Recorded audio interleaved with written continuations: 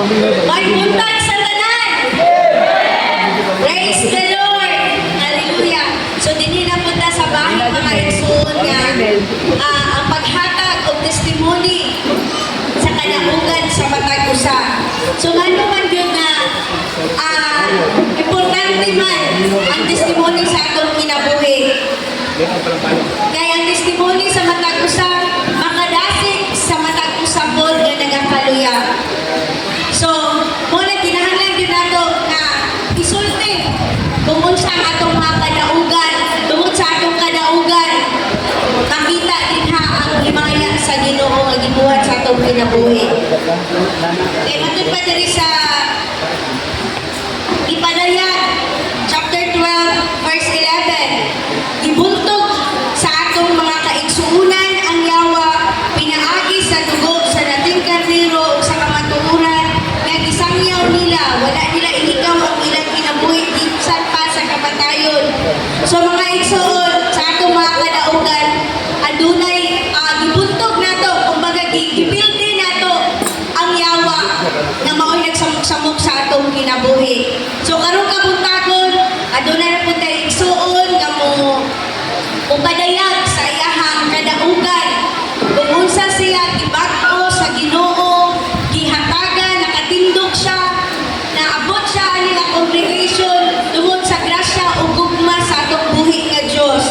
So karon nga igsuon atong tawagon ang si Sister Lorna Malod para mupahayag sa iyang kadaugan.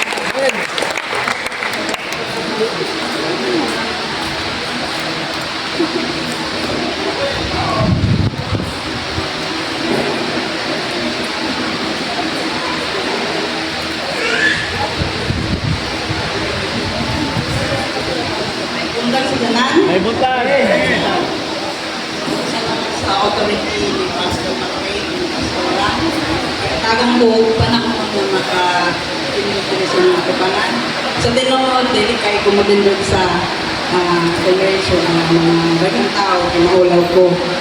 So, ang testimony na ko sa kinabuhi sa kadaugan, labi na sa bugta sa Ginoo, gihatag niya sa mga sa akong kinabuhi o sa akong pamilya wala din pasakit sa Ginoo. Thank you, Lord. Sa mga problema mapod sa akong kinabuhi, bisan sa kasakit mapod sa akong kinabuhi, wala din magbiya sa pagpangalakot sa Ginoo. Amen. Tungod sa iyong makanako bisan adunay mga pagayahon ba sa among kinabuhi sa mga pangalagapan. Ang Ginoo nag-insulti sa mga nga tingin mi pwede pagpangalagad sa Ginoo kay nakita niya sa mga pamilya nga kada bang adunay pagtuo sa akong kinabuhi, daghan man ko nagian mga trials. Pero, usa lang ang akong sumbungan. Wala ko nagsumbong sa akong mga ginikanan. Wala ko nagsumbong sa mga igsoon ako. Napay ko sa kaigsoon akong pastor, pero dili ko mag-share sa akong problema nila. Mutago ko sa kwarto mag-ampo. Kung na ako'y kasakit, mutago ko dito sa kwarto mag-ampo. Yung color dili ko masumbong sa akong mga iso kung akong gani kay masakitan din sila. So diha ko sa imong magsumbong kay nakadungog ka na ako kung ikita ko nimo. Hindi ko sa kito ko nimo. Diha gituman sa Ginoo ko mga pag-ampo mga pinakahigayon. Ang akong bana nagtrabaho dito sa unang 20 years. 20 years. Kurang hangtod Domingo iyang gigamit ang Domingo. Alam sa kanya. Pero nag-ampo ko, Lord, siya ang nakabalo tungkol kay usaman siya ka pastor. Siya ang nakabalo kung unsa ang pulong. Ako, yan lang kung yung people. Kung pwede pa yung kanunin magsimula. So una, ingon ko, Dili din ko gusto maminong pastor. Kaya gamay ining ko nga, gamay kapakyasan. Takot man sa mga sa tao. Handok ko. Pero wala ko kablon sa plano sa Ginoo sa among kinagaan ko sa kalalaking kanang pastor. Ay tanan pamilya nila pastor man. Pati ang akong ugang pastor. Sabihan ni gusto ang Ginoo nga magninyo ko lain kay o man to ang gusto man gusto man pagkihatag sa Ginoo. Sabihan gusto sa pamangigsoon nga amakon ninyo ang pastor, pastoran, kaya ko nga ang Ginoo rin abado ko kaya sa ginagawa sa kanila sa ko. Ako anak kami upat ang among anak, ang luha si Karen Hicks, ang isa diri nagsimba na diri ug ang ikatulo si Jomong si Roland Jr. among nadala diri kay di mo sila musimba sa kung asa gani ang gaan sa inyong lubhan nga magpasito ubanan kamo. So pasalamat ko sa Ginoo kay tulong ka bulan na sila nagsimba. Wow. Wala na kalkas. Hindi ko na mo lang yung hukong mas Ginoo. Sumabi.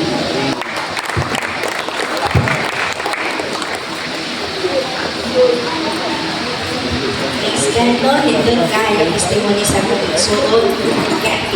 Maskin para sa tanan ng mga pagsulay, pero nakita nila mag-inuwanan sila sa Ginoo.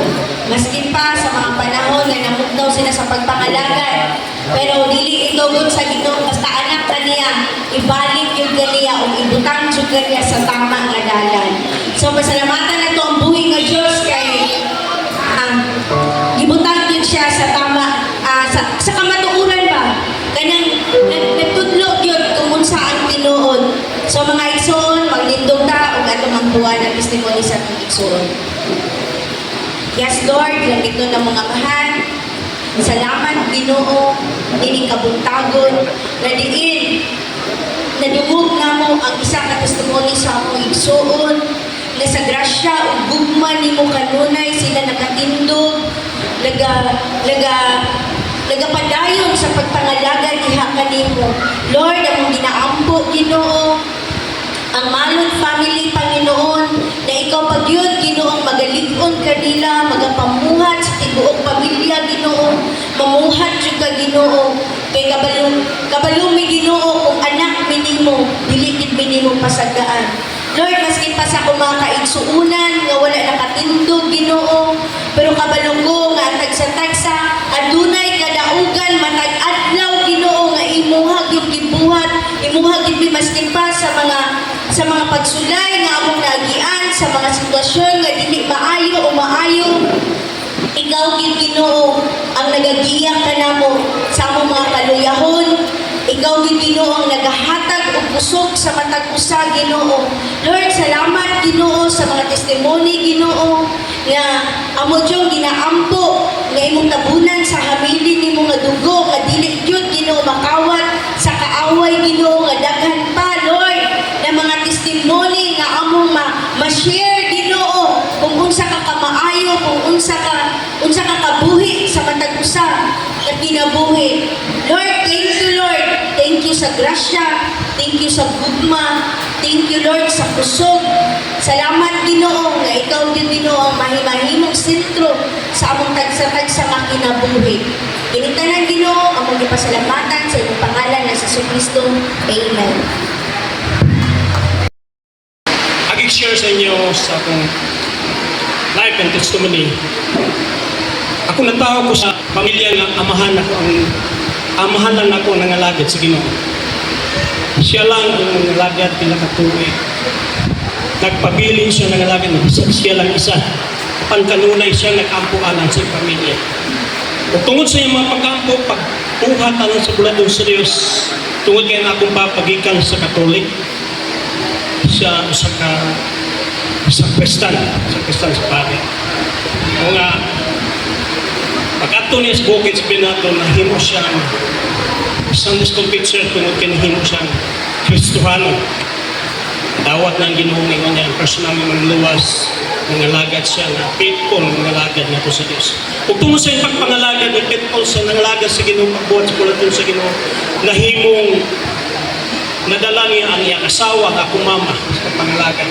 Dili lang ang akong mama, kundi kanan sa akong mga igsoon, lakip kami nangalagad sa Ginoong tungkol sa buhat. Nahimong pastor ang akong papa, nahimong kong pastor ang akong mga magulang, ug ang akong igsoon nga babae na mga pastor. Ako iyang eskwela sa Bible School, pero wala na ako taghaig pagtagad ang tawag sa Ginoo. Eskwela ko sa Bible School, pero wala na ako taghaig pagtagad ang pagtawag sa Ginoo. Pag-uli na ko, naminyo ko, nakita na ko ang sa kamaan niya ng babae na nakapaba, nakapatimbang sa papake na ko. Ama o senior na. Sabong panahon, papatayo na siya. Hantod karon. Amen. Happy Mother's Day. Asawa. Kami yung isang asawa, pila ka mga bulan, mga bayan kayo.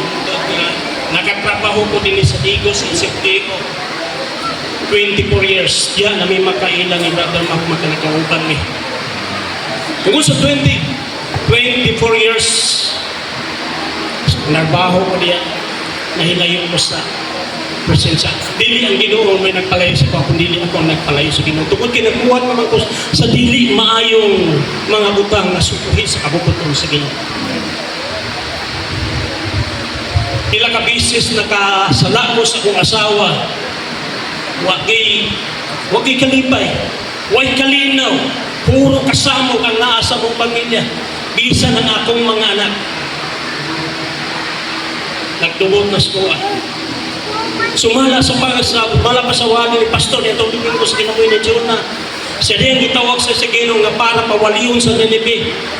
Panyas to siya sa Tarsus tungod sa pagsupil niya sa kabubuton sa Ginoo. Sama niya ng akong kinabuhi. Nga din si kitawag ko sa Ginoo, aron pagpamuhat sa iyong bimbaton, nagsukwahe kung may nungdan. Sa sala na akong nahimok, nadamay ang akong mga anak, nalamay ang akong asawa, nadamay ang tibok na pagpapit. Mo'y hinungdan na ipahinumduman ko sa Ginoo. Sa kahigayon niya na nabangga ang akong sakyanan ng motor. Muna yan ang ibalik. Usa ka pagpahinom doon sa usa ka amahan.